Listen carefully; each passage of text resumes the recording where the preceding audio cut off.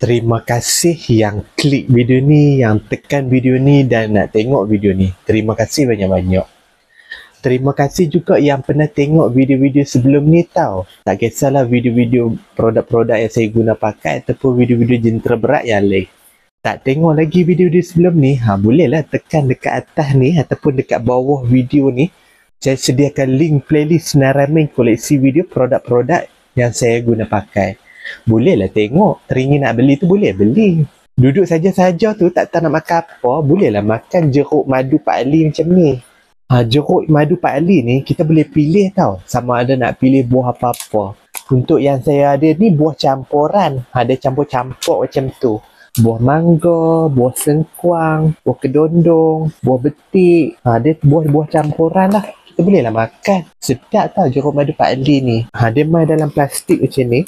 Jadi kita boleh pilih lah sama ada nak pilih buah campuran macam ni ataupun nak pilih satu jenis buah pun boleh pilih. Okey, jom kita makan lah. Saya guna gunting potong ikan macam ni tau. Gunting ni besar. Kita boleh potong ikan, nak potong ayam ke, nak buat masak-masak apa, nak guna potong apa, boleh guna gunting yang macam ni. Mudah lah kita nak gunting.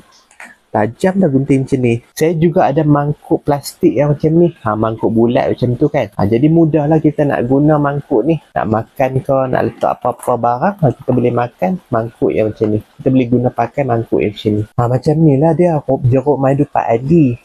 Dia ada buah campur-campur macam tu. Bolehlah makan. Ataupun nak pilih sejenis buah saja pun boleh. Ni dah ada buah sengkuang ni. Yang ni mungkin buah pelam ataupun buah mangga macam tu.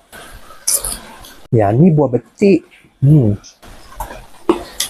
Yang ni buah kedondong ataupun buah ambra.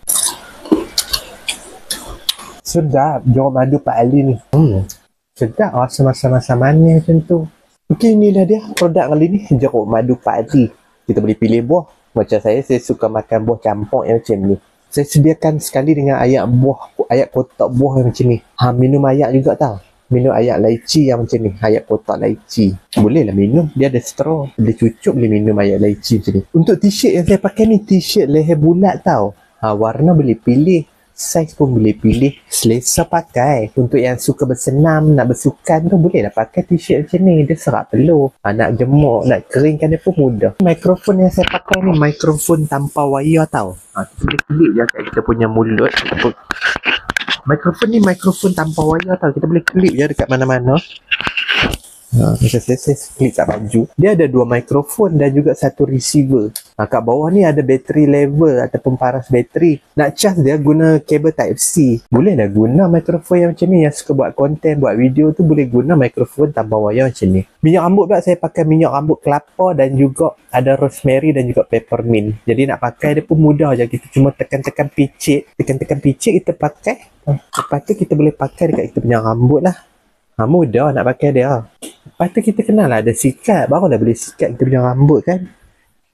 Nak beli jeruk madu Pak Ali ni ataupun nak beli produk-produk yang lain, boleh tekan dekat bawah ni, produk dekat bawah tu. Bantu saya dengan menekan butang like ataupun nak bagi komen ataupun nak share video ni ataupun nak bantu saya dengan menekan butang subscribe. Tekan subscribe. Terima kasih menonton. Jumpa lagi di video seterusnya.